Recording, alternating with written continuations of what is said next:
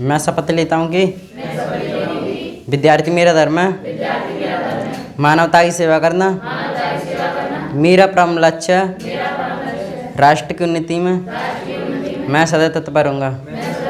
अपने कर्तव्य मार्ग पर आगे बढ़ते हुए एक स्वच्छ, सुंदर तथा भ्रष्टाचार मुक्त मैं भारत का निर्माण करूँगा। जय हिंद।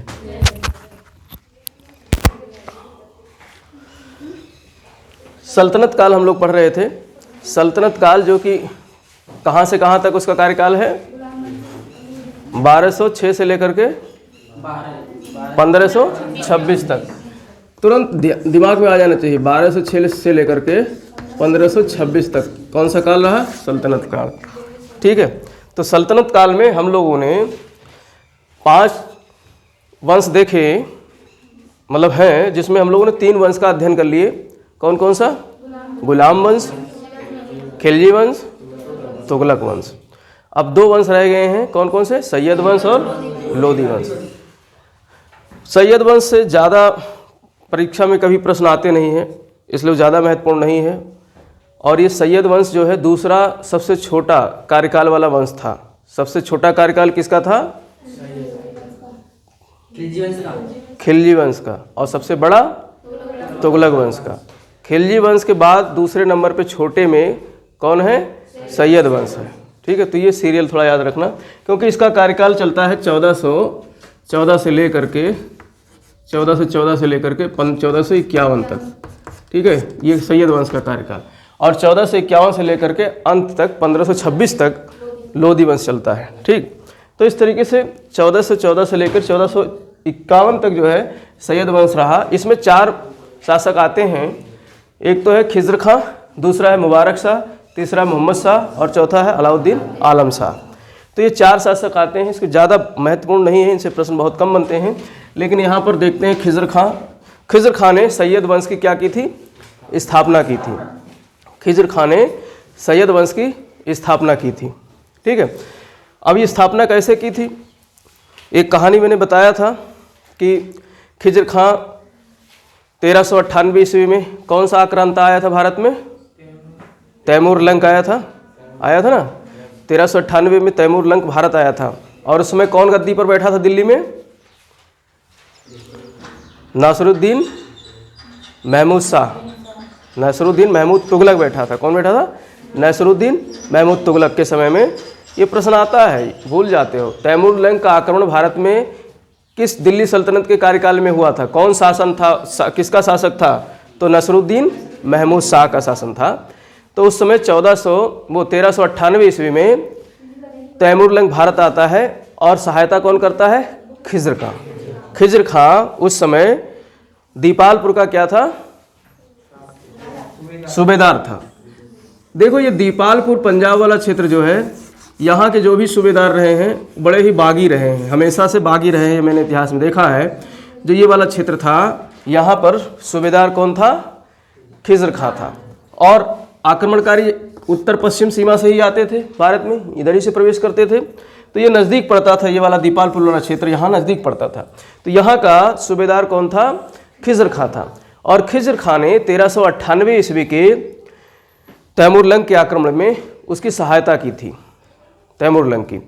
तो यहाँ से वापस जाते समय तैमूर लंक दिल्ली से जो वापस गया था, तो खिज़्र खां से प्रभावित होकर के उसको और बड़ा सा क्षेत्र, मुल्तान है, दीपालपुर तो है ही है, पंजाब है, बठिंडा है, ये सारे क्षेत्रों को क्या बना दिया? सूबेदार बना दिया कि तुम यहाँ पर शासन सत्ता संचालित करोगे, चलाओगे खिज़्र खां को। लेकिन भाई दिल्ली एक तरीके से उत्तर भारत में जो है सल्तनत की राजधानी हुआ करती थी। तो हर जो शक्तिशाली व्यक्ति होता था उसकी नज़रें कहाँ रहती थी? दिल्ली पर। तो खिज़्र खां की भी नज़र कहाँ थी? दिल्ली पर। तो इस समय जो नासिरुद्दीन महमूद था वो 1412 तक तो सत्ता पर रहता है। फिर बाद में 1412 ईस्वी में उसकी मृत्यु हो जाती है और दौलत खां लोदी को जो है वहाँ के अमीरों ने सत्ता पर बैठाया, शासन पर बैठाया। तो 1414 तक जैसे तैसे दौलत खां लोदी रहता है। फिर खिज़्र खां आ करके वहाँ पर जो है 1414 ईस्वी में एक नए वंश की स्थापना करता है। कौन से? सैयद वंश की। दिल्ली पर उसका अधिकार हो जाता है और दिल्ली सल्तनत पर खिज़र खां आकर के आधिपत्य स्थापित कर लेता है। जब आधिपत्य स्थापित कर लेता है तो मैंने बताया सैयद वंश ये दिल्ली सल्तनत का या भारत का पहला कौन सा वंश था? शिया वंश था। इसके पहले जो है सुन्नी शासक कर रहे थे और वो क्या थे? तुर्क थे। वो क्या थे? तुर्क थे।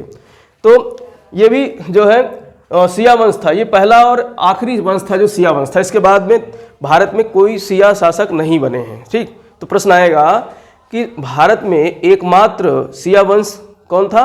सैयद वंश था। यहाँ से प्रश्न बन सकता है। ठीक है, एकमात्र शिया वंश कौन था? सैयद वंश था। तो खिज़र खां ने जो स्थापित किया सल्तनत वो शिया वंश के नाम से जाना गया। तो ये एक महत्वपूर्ण फैक्ट था खिज़र खां के बारे में। और खिज़र खां दूसरा ऐसा सल्तनत का शासक था जिसने सुल्तान की उपाधि ग्रहण नहीं की। अब बताओ पहला कौन था? जब ये दूसरा था तो पहला कौन था सल्तनत काल? ऐबक था। ऐबक पहला था ना। मैंने बताया था कि शुरुआत में उसने 1206 ईस्वी में ऐबक ने लाहौर को अपनी राजधानी बनाई और सल्तनत की नींव डाली। लेकिन उसने जो है अपने आप को सुल्तान घोषित नहीं किया था। अपने आप को सुल्तान घोषित नहीं किया था, बल्कि एज ए सिपह सालार उसने गद्दी संभाली थी लाहौर बैठ करके। तो दूसरा शासक, सल्तनत काल का दूसरा शासक जिसने सुल्तान की उपाधि ना ग्रहण करके बल्कि रैयते आला की उपाधि से, किस उपाधि से? रैयते आला की उपाधि ग्रहण किया। किसने? खिज़र खां ने। और चूंकि जो तैमूर लंग था, तैमूर लंग का एक बेटा था जिसका नाम था शाहरुख। तैमूर लंग का एक बेटा था जिसका क्या नाम था? शाहरुख खान वाला नहीं, शाहरुख नाम था। शाहरुख खान तो आज है। तो शाहरुख उसका किसका बेटा था? तैमूर लंग का।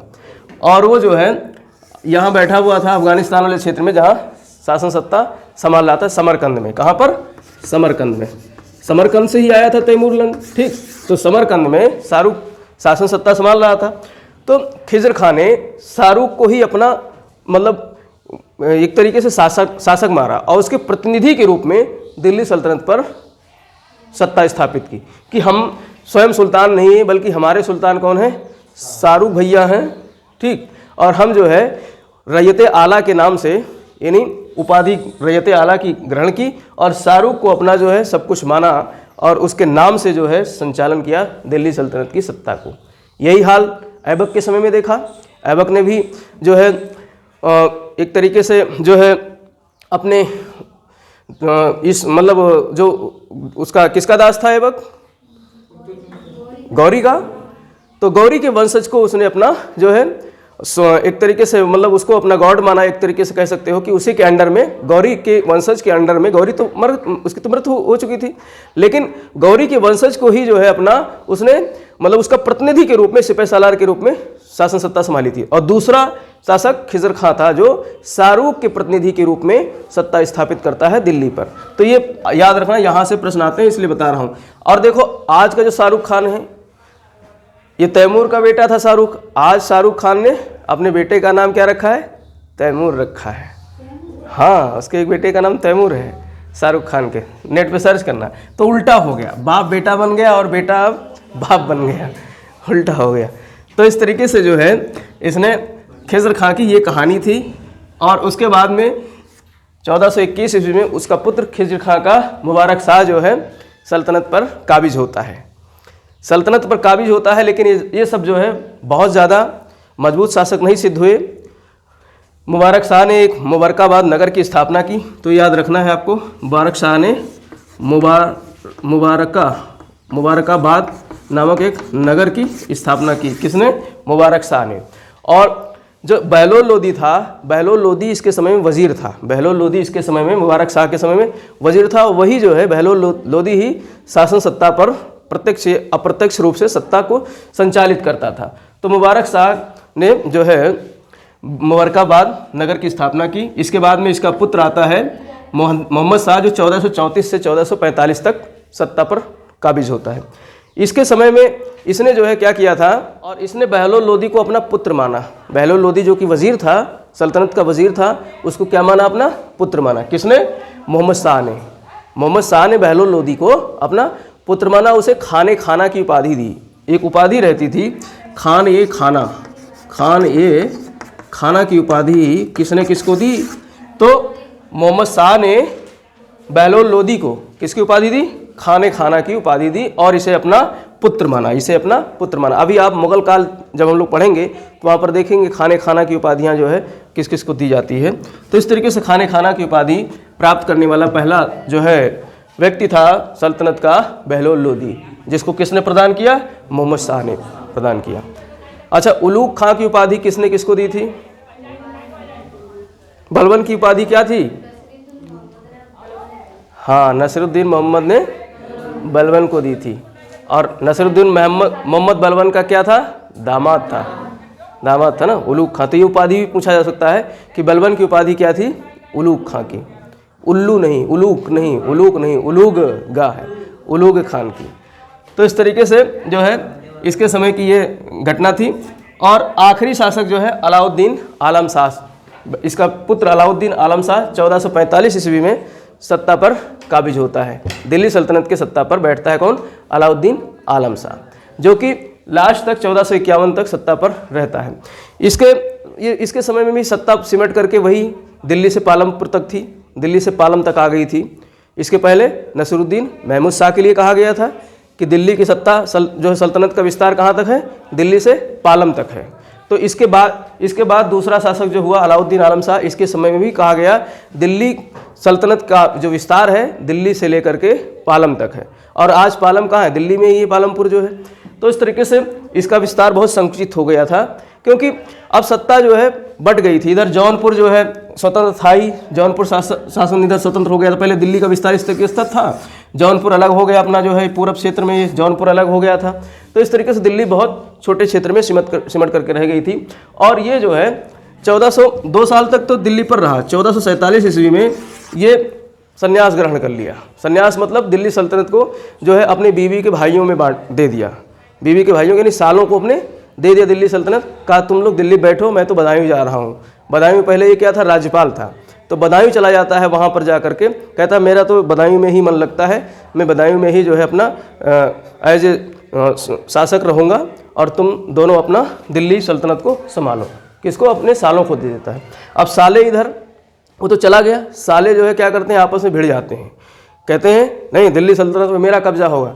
जब दोनों भिड़ जाते हैं तो उसमें युद्ध होता है, मारपीट होती है, तो एक मर जाता है और दूसरा जो बचता है उसको पब्लिक पीट देती है, दिल्ली की पब्लिक पीट देती है और अमीर वगैरह पीट पाट करके दूसरे को भी ख़त्म कर देते हैं। फिर जो बहलोल लोदी जो कि क्या था? वजीर था, उसको आमंत्रित करते हैं जो है अमीर और जो है जनता वहाँ की, कहते हैं भैया तुम ही संभालो गद्दी, ये तो इनकी बस की बात नहीं है।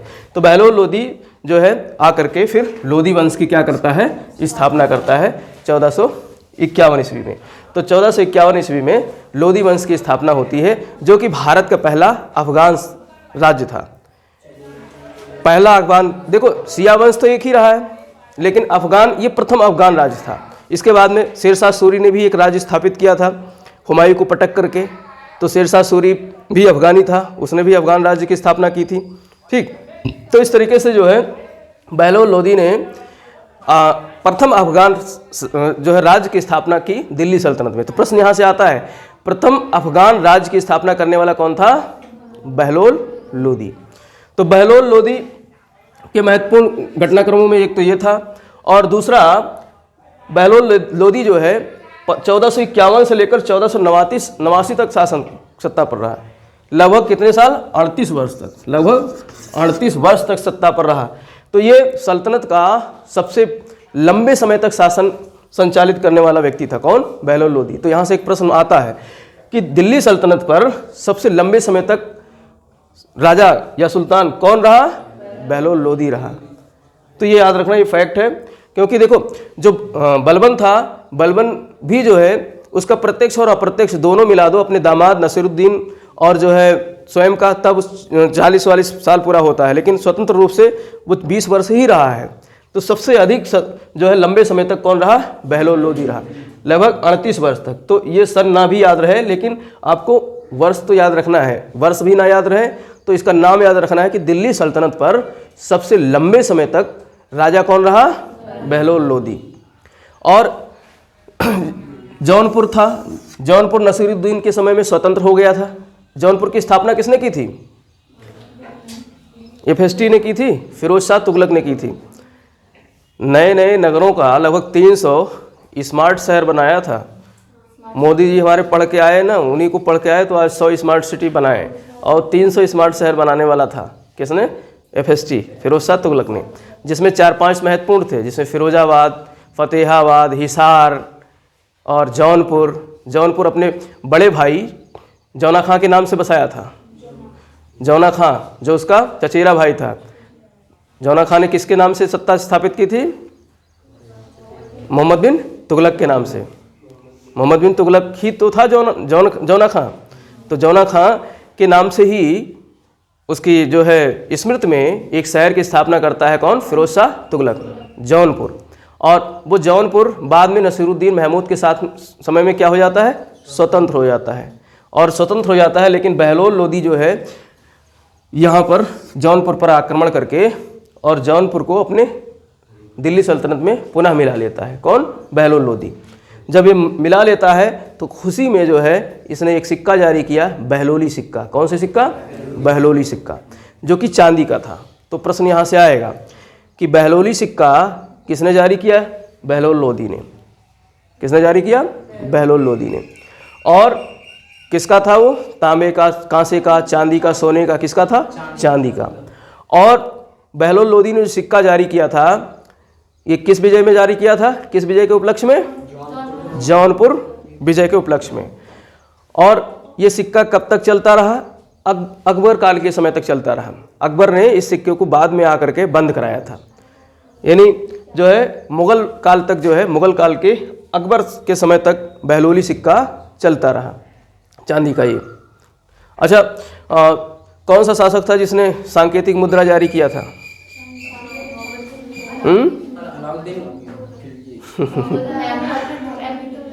MBT, मोहम्मद बिन तुगलक। अरे 5 विफल योजनाएं उसी की तो थी जिसमें सांकेतिक मुद्रा जारी किया था। सांकेतिक मुद्रा किसका बनाया था उसने? कांसे का। तांबे का तो पहले जीतल था ही, तांबे का जीतल था। और चांदी का क्या चलता था? टका चलता था। तो टका की जगह जो चांदी का टका था उसके मूल्य के बराबर जीतल को कर दिया। जो तांबे का जीतल था, जीतल का मूल्य जो है टके के बराबर कर दिया। और जो जीतल का मुद्रा था उसके बराबर जो है कांसे की मुद्रा जो चलाया उसने, सांकेतिक मुद्रा, उस मूल्य के बराबर उसने कर दिया। और कुछ इतिहासकार बोलते हैं कि जो है चमड़े के सिक्के भी चलाए थे। ठीक, तो याद रखना है आपको। तो इस तरीके से जो है, और इसके अलावा पहला सिक्का जारी करने वाला दिल्ली सल्तनत का शासक कौन था? पहला सिक्का जारी किया था ऐबक ने किया था क्या?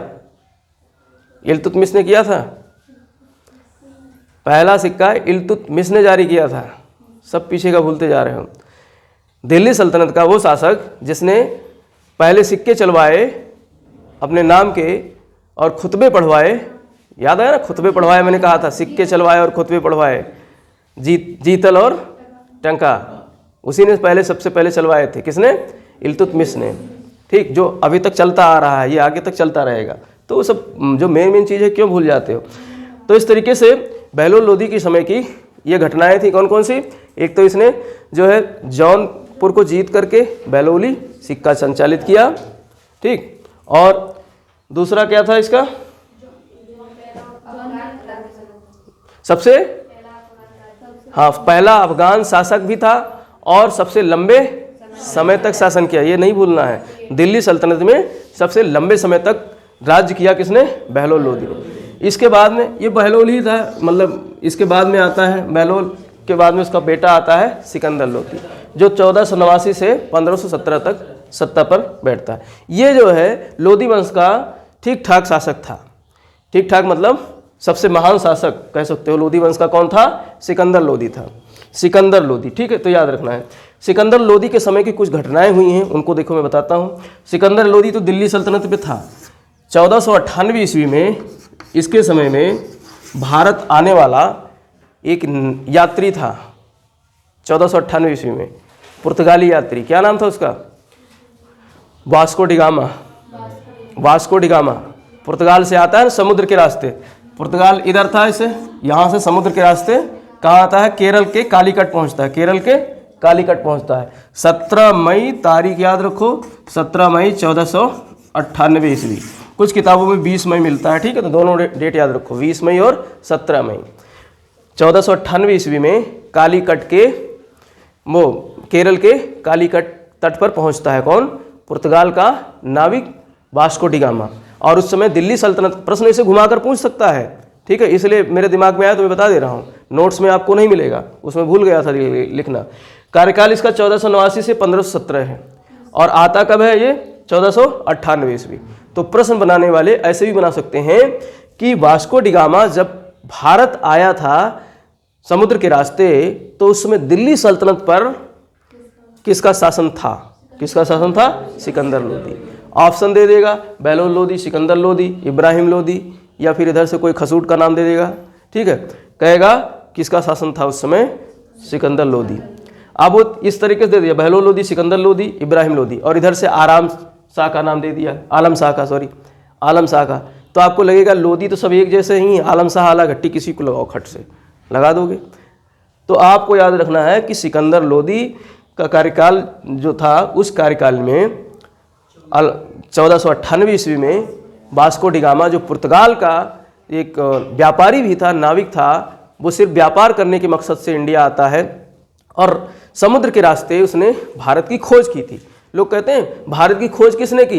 बड़े चाव से कह देते हैं किसने की? वास्को डी गामा ने की। अरे भारत कहीं खो गया था यार, भारत तो भारत अपनी जगह पे था ही। भारत के इतिहास कब से पढ़ रहे हो? जो है उस समय से क्या पाषाण काल से पढ़ रहे हो भारत का जो है इतिहास। भारत कहीं अपने नक्शे में तो था ही भारत, लेकिन भारत को ये नहीं जानते थे समुद्र के रास्ते। हमारा व्यापार तो पहले से ही था यूरोप से। सिकंदर भारत ऐसे थोड़े नहीं आ गया था अपनी सेना लेकर के, भारत को तो पहले से यूरोप के लोग जानते थे, लेकिन समुद्र के रास्ते नहीं जानते थे। समुद्र के रास्ते पहले घोड़े से चलते थे या पैदल चलते थे, तो घोड़ा और पैदल वाला मार्ग तो जानते थे। ये आ जाते थे गोमल दर्रे होकर के ना, इधर से गोमल दर्रा और जो है कौन दूसरा दर्रा? खैबर दर्रा, यहाँ से प्रवेश कर जाते थे। लेकिन समुद्र के रास्ते पहला जो यात्री, यूरोपीय यात्री जो भारत आया, वो वास्को डी गामा था। तो ऐसे हम लोग फिर किताबों में लिखा मिल जाता है भारत की खोज किसने की? वास्को डी गामा ने। गलत सलत लिख जाता है, गलत सलत हम लोग पढ़ते रहते हैं। तो खोज नहीं की थी, बल्कि समुद्र के रास्ते भारत आया था। किसके समय में? सिकंदर लोदी के समय में। अब इस सिकंदर लोदी ने कुछ काम किए थे। पहला काम तो ये किया कि इसने एक शहर की स्थापना की जहाँ हम लोग रहते हैं, जिस शहर में, आगरा। 1504 ईस्वी में 1504 ईस्वी में सिकंदर लोदी ने ही कौन से शहर की बसाई? कौन सा शहर बसाया? आगरा। सिकंदरा के नाम से। किस नाम से? सिकंदरा। भाई सिकंदर नाम था इसका, तो सिकंदरा के नाम से इसने जो है एक शहर स्थापित किया जिसको आगरा कहा गया। जिसको क्या कहा गया? आगरा। सिकंदरा आज भी है, जहाँ पर किसका मकबरा है? अकबर का। अकबर का मकबरा कहाँ है? सिकंदरा में। और सिकंदरा आगरा में ही है। पहले सिकंदरा आगरा से थोड़ा दूर रहा होगा, जहाँ किला है वहाँ से दूर था। भाई पहले इतनी बस्ती थी नहीं, तो वो सिकंदरा दूर था, तो सिकंदरा को बसाया था और यही सिकंदरा बाद में आगरा के नाम से जाना गया।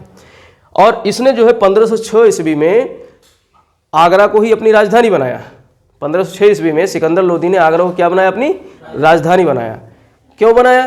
क्योंकि देखो जो दिल्ली था, दिल्ली यहाँ है और दिल्ली से नीचे यहाँ पर कहीं आगरा है, ठीक। और ये वाला क्षेत्र राजस्थान था, ये वाला क्षेत्र राजस्थान था। राजस्थान के जो राजपूत शासक थे, ये बहुत छकाया करते थे। किसको?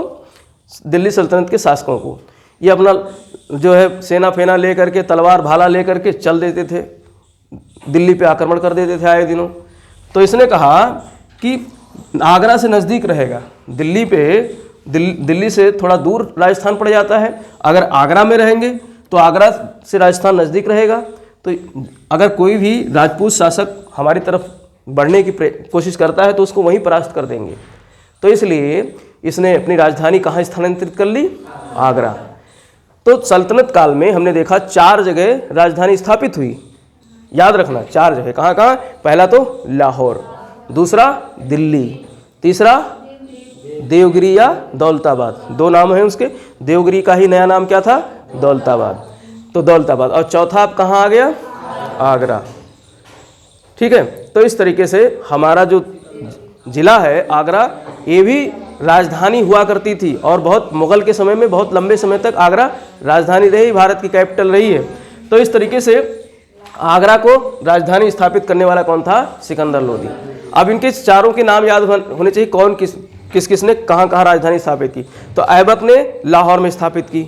ऐबक ने कहाँ स्थापित की? लाहौर में। दिल्ली में किसने स्थापित की? इल्तुतमिश ने। और देवगिरी और या दौलताबाद में किसने स्थापित की? पगला शासक मोहम्मद बिन तुगलक ने। और इसके बाद में आगरा में किसने स्थापित की? सिकंदर लोदी ने 1506 ईस्वी में। कब स्थापित की? 1506 ईस्वी में। लेकिन आगरा शहर की स्थापना कब कराई? 1504 ईस्वी में। आगरा शहर की स्थापना कब कराई? 1504। तो कम से कम आगरा के हो तो आगरा के बारे में जानो कि आगरा की स्थापना किसने कराई, कब कराई, ठीक है, और जो है राजधानी कब बनी आगरा। तो ये भी याद रखने के पॉइंट्स हैं। ये काम किया इसने। और दूसरा काम इसने सिकंदर लोदी ने किया, इसने जो है कृषि क्षेत्र के विकास के लिए इसने भूमि के पैमाइश की एक पैमाने की खोज की, पैमाना बनाया इसने, जिसको कहते हैं गजे सिकंदर। क्या कहते हैं? गजे सिकंदर या सिकंदरी गज। क्या कहते हैं? सिकंदरी गज।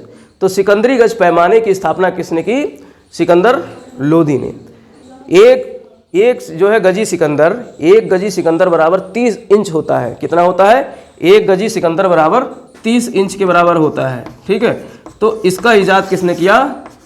सिकंदर लोदी ने। गजे सिकंदरी या जो है जो पैमाना बनाया गज ए सिकंदरी या सिकंदरी गज, तो इसका मापक क्या था? एक सिकंदरी गज बराबर 30 इंच। तो इसकी स्थापना किसने की? सिकंदर लोदी ने। सिकंदर लोदी ने इसकी स्थापना क्यों की? क्योंकि जो है भूमि की अच्छी तरीके से पैमाइश हो सके। और उस समय राजस्व का सबसे प्रमुख स्रोत क्या था? कृषि ही था ना। राजस्व का सबसे प्रमुख स्रोत कृषि ही था। अनाज को ही जो है ले जा करके भंडारण कर दिया जाता था राजशाही में, ठीक। तो इस तरीके से कृषि के अधिक विस्तार के लिए, कृषि के अधिक जो है उत्पादन के लिए इसने एक नई जो है व्यवस्था ईजाद की, एक नया पैमाना बनाया जिसको बोलते हैं गजे सिकंदरी या सिकंदरी गज। और इसके अलावा ये कवि भी था, शायर भी था, कवि और शायर भी था। कौन? सिकंदर लोदी। ये कविताएं लिखता था। अब कविताएं लिखता था तो अपना कविता में नाम लिखता था गुलरुखी। क्या नाम लिखता था? गुलरुखी। तो याद रखना कि गुलरुखी नाम से प्रश्न आया है कई बार। गुलरुखी नाम से कविताएं लिखने वाला कौन सा शासक था? गुलरुखी नाम से कविताएं लिखने वाला शासक कौन था? सिकंदर लोदी। कौन था? सिकंदर लोदी। इसको बोलते हैं जो है पेन नेम। क्या बोलते हैं? Pen name. पेन मतलब कलम। पेन नेम मतलब जो है उपनाम, गुलरुखी उपनाम के से, भाई पेन से ही तो कविताएं लिखी जाती हैं, तो इसीलिए बोलते हैं पेन नेम। अगर कोई मान लो जैसे कोई शायर है, कोई लेखक है, तो वो किसी दूसरे नाम से लिखता है। जैसे मैं पहले थोड़ा बहुत कविता भी करता रहता था, ऐसे सड़क छाप, तो मैं मुसाफिर के नाम से लिखता था। तो मेरा पेन नेम क्या था? मुसाफिर। तो थोड़ा बहुत ऐसे ही लिख लिया करता था, जब पढ़ता था तब लिखता रहता था, कभी कहीं छपाया नहीं, बस ऐसे ही डायरी में लिख लेता था। तो पेन नेम इसका क्या था? गुलरुखी। इसका पेन नेम क्या था? गुलरुखी के नाम से कविताएं लिखा करता था। और ये ऐसा सुल्तान था जिसने जो ताजिया, मुहर्रम में ताजिया निकालते हैं, नहीं निकालते हैं, तो इसने ताजिए पे प्रतिबंध लगा दिया। तो प्रश्न आएगा कि ताजिए पर प्रतिबंध लगाने वाला शासक कौन था? सिकंदर लोदी। तो सिकंदर लोदी ने ताजिए पर प्रतिबंध लगा दिया। और इसके अलावा जो है इसने महिलाओं को कहा, जो मुस्लिम महिलाएं थीं उनसे कहा तुम लोग पीर जो है मज़ार पे नहीं जाओगे, पीर बाबा के मज़ार पे और जो है इस तरीके से वहाँ नहीं जाओगे, प्रतिबंध लगा दिया। अब देखो महिलाओं के लिए बड़ा मतलब मंदिर संदिर इन सब में, जैसे भारत में, दक्षिण भारत में, केरल में सबरीमाला मंदिर में महिलाओं का जाना वर्जित कर दिया गया था। अभी कुछ दिन पहले जो है पिछले साल की घटना थी ना। तो महिलाएं बेचारी हमेशा इतिहास में प्रताड़ित होती आई रही हैं। पुरुष प्रधान समाज है हमारा ना, पुरुष वर्चस्व वाला समाज है, तो जो पुरुष कहेगा वो उसको महिलाओं को मानना पड़ेगा। तो सिकंदर ने कहा कि महिलाएं जो है मज़ार वगैरह में नहीं जाएंगी, प्रतिबंध लगा दिया था। तो सिकंदर लोदी ने ये सब कुछ जो है इसके कार्यकाल में कुछ कारनामे हुए थे। फिर बाद में इसका बेटा इब्राहिम लोदी सत्ता संभालता है। कब? 1517 से लेकर 1526 तक। 1517 से लेकर के 1526 तक इब्राहिम लोदी, जो ये बहलोल शासक था, बहलोल मतलब बकलोल नहीं, बकलोल शासक था। हाँ, बकलोल मतलब बड़ा ही बेकार टाइप का। इसी के समय इतना कमज़ोर हो गया था कि इसी के समय जो है बाबर आक्रमण करता है भारत पे।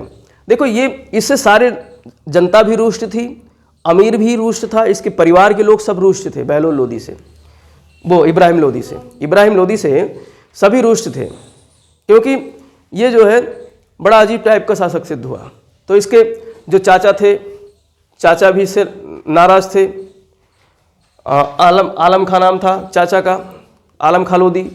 और इसके अलावा जो दीपालपुर है, पंजाब वाला क्षेत्र है, वहाँ पर दौलत खां लोदी था पंजाब वाले क्षेत्र में। उसमें क्या था, सूबेदार था।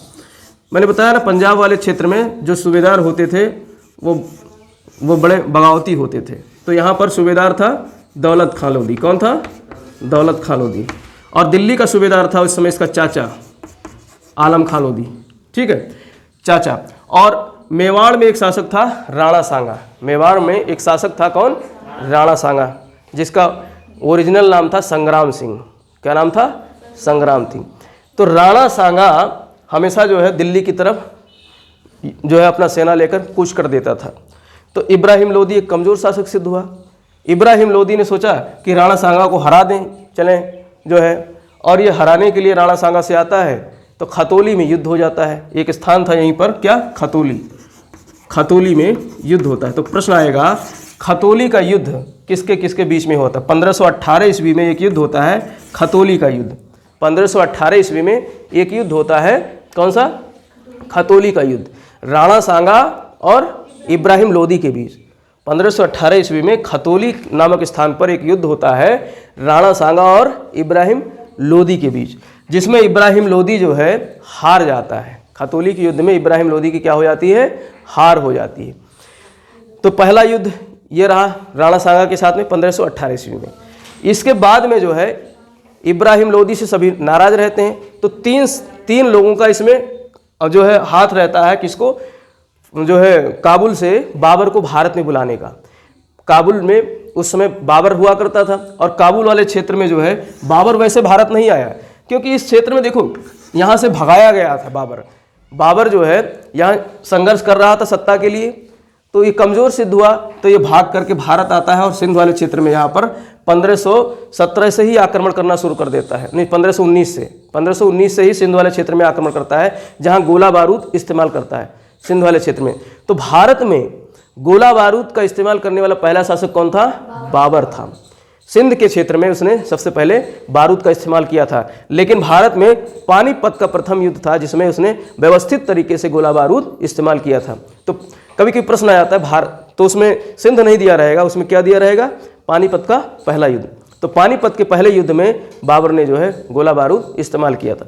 तो जो है 3 लोगों ने भारत में इसको इनवाइट किया। सिंध तक तो था, सिंध तक ये लड़ता भिड़ता रहता था। दौलत खां यहीं पर बैठा हुआ था। दौलत खां ने कहा कि जो है, अरे चाचा भारत की तरफ रुख करो, सल्तनत में आओ। दिल्ली सल्तनत जो है सोने से पटा पड़ा है, तुम यहाँ क्यों लड़ भिड़ रहे हो? दिल्ली सल्तनत पे आओ, लूट लो और चले जाओ। लूट कर जाओगे और इब्राहिम लोदी को मार मूर दोगे तो फिर जो है मैं बन जाऊंगा वहाँ का शासक। ये लालच में। और इसका चाचा दिल्ली में जो था ये भी लालच में बैठा हुआ था कि हमारा भतीजा मारा जाए, सल्तनत हमारी हो जाए। और इधर राणा सांगा चाहता था कि थोड़ा सा कमज़ोर हो जाए दिल्ली सल्तनत। जैसे अब इसके पहले राणा सांगा ने सुन रखा था कि गजनवी आया, गौरी आए, सब लूट लाट के चले गए थे। तो बाबर के बारे में भी सोच रखा था कि ऐसे आएगा, लड़ करके और लूट करके चला जाएगा। फिर उसके बाद जब सल्तनत खोखला हो जाएगा तो राणा सांगा सोच रहा था कि मैं आक्रमण कर दूंगा, दिल्ली सल्तनत मेरे कब्जे में हो गई। तो तीनों लोगों ने बाबर को भारत में आमंत्रित किया कि आकर के दिल्ली सल्तनत को खोखला कर दो। किसने? दौलत खां लोदी ने, जो पंजाब का सूबेदार था, और दूसरा राणा सांगा जो मेवाड़ का शासक था, और तीसरा इसका चाचा आलम खां। कौन? चाचा आलम खां जो दिल्ली का सूबेदार था। इन 3 लोगों ने किसको आमंत्रित किया? बाबर को। कहाँ से? काबुल से। अब बाबर काबुल से भारत आ गया और इसका युद्ध जो हुआ 1526, तारीख याद रखना, 21 अप्रैल 1526 ईस्वी को। 21 अप्रैल 1526 ईस्वी को पानीपत के स्थान में, पानीपत जो कि हरियाणा वाले क्षेत्र में है, कहाँ पर है? हरियाणा वाले क्षेत्र में, यहाँ पर। तो पानीपत वाले क्षेत्र पे, पानीपत वाले क्षेत्र में यहाँ पर दोनों सेनाएं भिड़ जाती हैं। किसकी? बाबर की और इब्राहिम लोदी की। बाबर मात्र 12,000 सैनिक लेकर आया था और इब्राहिम लोदी के पास लाखों सैनिक थे। तो इब्राहिम लोदी युद्ध जीत सकता था, बाबर हार सकता था। अब इन लोगों ने इनवाइट तो किया था, लेकिन इन लोग युद्ध में जो है सपोर्ट करने नहीं गए कि अपनी अपनी सेना लेकर जाएं। बाबर 12,000 सैनिकों को लेकर आया और वो 21 अप्रैल 1526 को जो युद्ध लड़ा गया, पानीपत का प्रथम युद्ध, उस युद्ध में विजयी हो जाता है। और भारत में उसने, अब वो गया नहीं क्योंकि जो काबुल वाला क्षेत्र था वहाँ से तो भाग करके आया था, तो काबुल क्यों जाएगा। इसने यहाँ विजिट कर लिया, कहा दिल्ली अब हमारी है। दिल्ली किसकी है? हमारी। तो बाबर जो है दिल्ली में आकर के परमानेंट बैठ जाता है और मुगल वंश की स्थापना करता है। तो यहाँ पर प्रश्न आता है कि बाबर जो है पानीपत के प्रथम युद्ध में क्यों सफल हुआ, क्यों जीता, जबकि उसके पास में इब्राहिम लोदी से कम सैनिक थे। तो कारण क्या था? तो उसके पीछे 4-5 कारण थे। सीधे सीधे उन कारणों को दे दिया जाता है एग्जाम में, टिक वाले प्रश्न में भी, कि निम्नलिखित में से कौन से कारण थे जिसके कारण बाबर सफल हुआ है। तो बाबर का पहली बात तो वो सेनापति अच्छा था। बाबर जो है इब्राहिम लोदी से अच्छा सेनापति था, क्योंकि उसको कई युद्ध जीत चुका था। सिंध वाले क्षेत्र में उसने लगभग 4 युद्ध जीते थे। सिंध वाले क्षेत्र में इसके पहले 4 युद्ध जीते थे। और भारत में, दिल्ली सल्तनत पे उसका जो है पहला युद्ध था और 5वां युद्ध था। दिल्ली सल्तनत में उसका पहला, लेकिन पूरे ओवरऑल इंडिया में उसका ये 5वां युद्ध था। कौन सा? पानीपत का प्रथम युद्ध। तो उसने अपने युद्ध में एक तो सेनापति तो अच्छा करता था, सेनापति अच्छा था। सेनापति अच्छा होगा, सिकंदर देखो कितना महान सेनापति था, जब उसने पूरे विश्व को विजय कर लिया। अगर मान लो जैसे शिक्षक की बात है, शिक्षक अगर अच्छा है तो बच्चे जो है कंसंट्रेट होकर वैसे ही बैठकर पढ़ा करेंगे। पूरे 2 घंटे 3 घंटे बैठ के हम पढ़ाते रहे, सुना करोगे कि नहीं? तो ऐसे ही अगर अच्छा ना पढ़ाते हो तो 10 मिनट में ही भाग जाओगे क्लास छोड़ छाड़ करके। ठीक, तो ऐसे सेनापति का रोल होता है।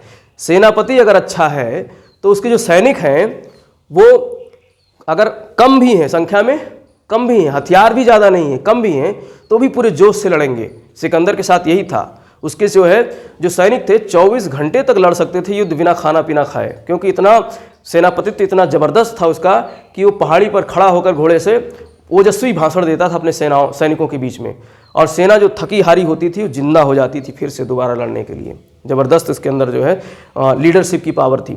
तो वही लीडरशिप की पावर थोड़ी बहुत बाबर के अंदर थी, और इसीलिए बाबर वो मात्र 12,000 सैनिकों की टुकड़ी लेकर के भारत में इब्राहिम लोदी को परास्त कर देता है पानीपत के प्रथम युद्ध में। पहला कारण तो ये हो गया। दूसरा कारण, उसने तोपों का इस्तेमाल किया था। तोपें क्या होते थे? बड़े बड़े गोले फेंक दिए जाते थे तोपों के माध्यम से, और वो जाकर जहाँ गिरते थे 10-20 सैनिकों को एक साथ में ही लपेट देते थे। तो अब प्रश्न आता है कि जो है बाबर की जो तोपची थे उनका क्या नाम था? चार नाम दे देगा, उसमें से एक तोपची होगा बाबर का। तो 2 तोपची उसके थे, एक था मुस्तफ़ा और दूसरा था उस्ताद अली। क्या नाम था? मुस्तफ़ा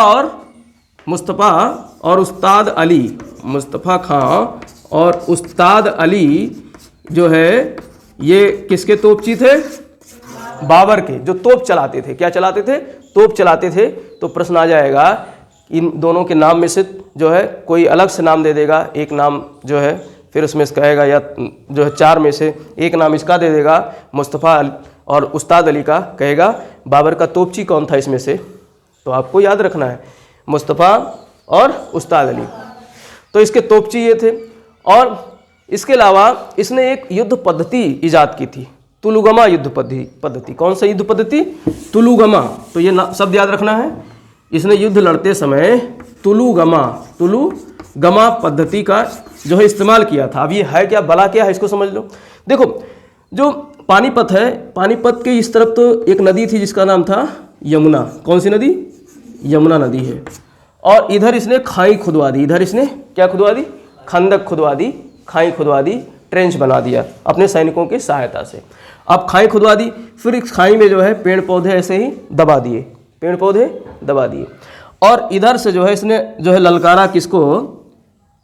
इब्राहिम लोदी की सेना को। इब्राहिम, इधर तो खंदक, इधर तो यमुना नदी, इधर खंदक।